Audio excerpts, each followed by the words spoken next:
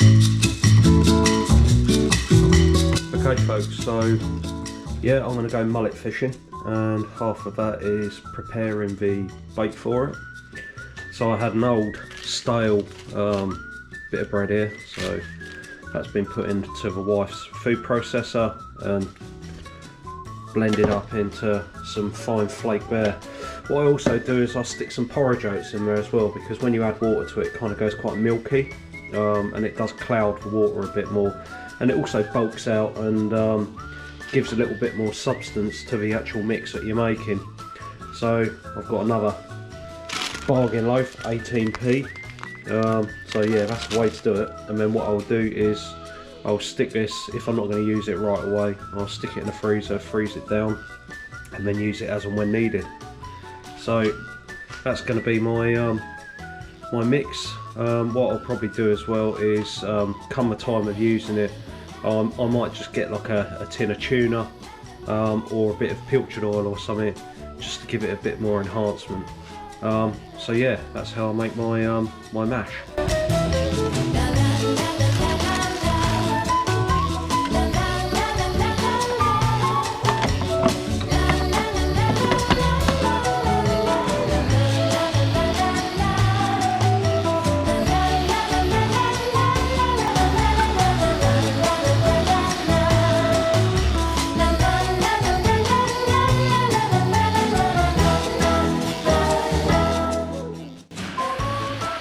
So there we have it.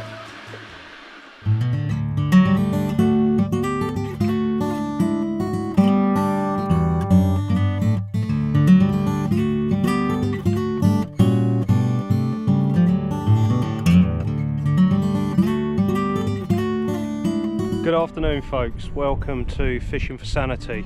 So you join me today down at Sovereign Harbour again. Today I'm going to go for some mullet. I think the last time I went mullet fishing must have been over 15 years ago, and what I'll do is I will put a picture in here showing the mullet I last caught. It's around about £4, but boy do they fight like stink. Okay, so the plan is, the tide is ebbing still at the moment. I've got another hour I suppose until it reaches low. But as you can see, as the tide floods in, we've got this gully system here, which, if there's going to be any mullet, they should be sort of like feeding up through there, and also down through this part here, because they love hugging the silt bank as they travel upstream. So folks, as I've said previously before, seals are becoming a lot more common. As you can see over on the shoreline over there, there's 3 laying up, relaxing.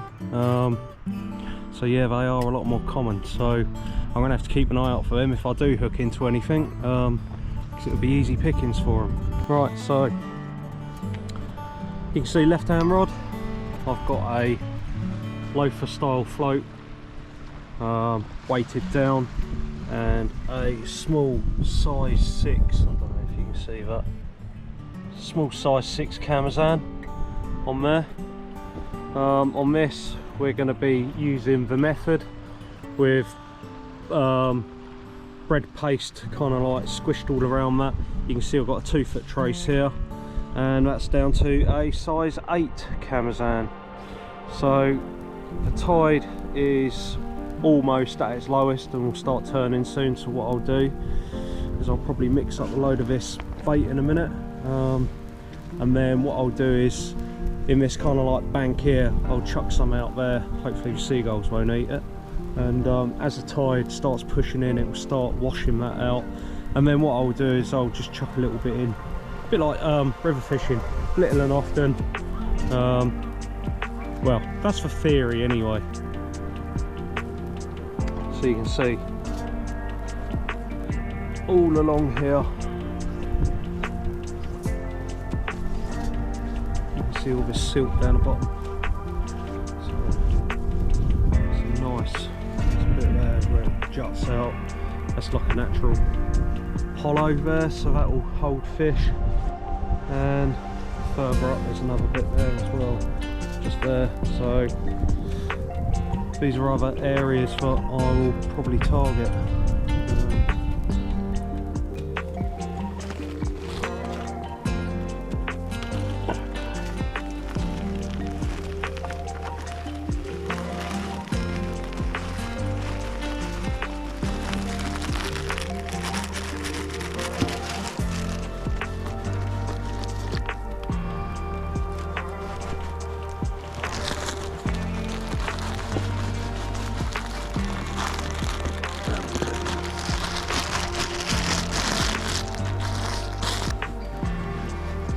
Right, we'll leave that now.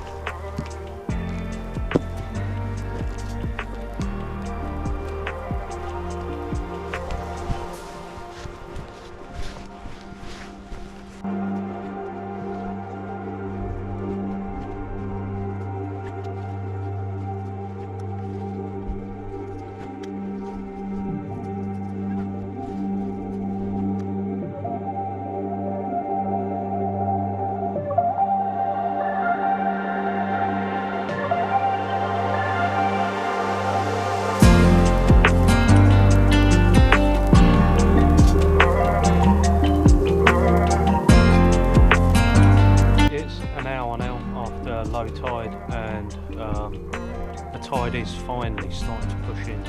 I probably got down here a little bit early. Anyway, let's have a look around here. So you can see all the baitum that I chucked out earlier.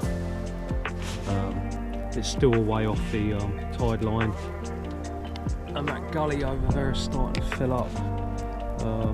I was going to fish that, but that mud is so soft, as you can see, it's pretty squidgy.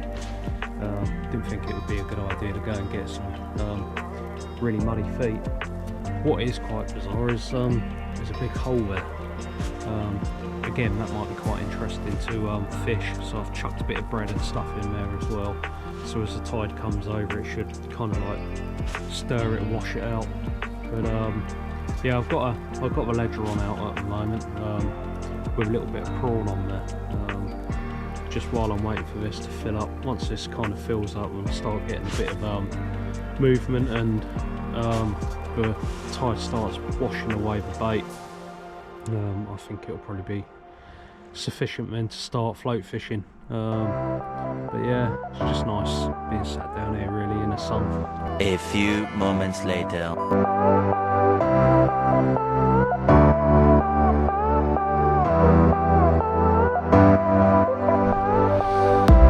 Well, unfortunately, that has just wrecked everything.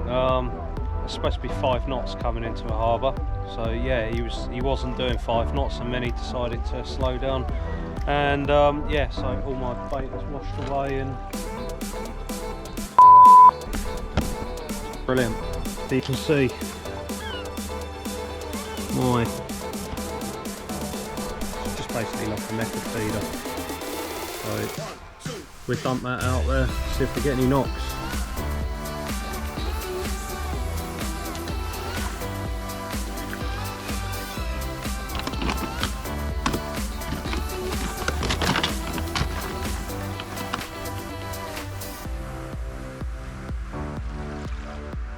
I made a load more mash, so it's quite sticky. So I'm ledgering now. Because the float just keeps drifting around quite quick. So yeah, we'll see if we get anything. Okay folks, so I'm probably going to call it a day now. Other than catching a crab, I've had nothing. I haven't had knock or anything, so unlucky this time. But anyway, until next time, catch you later.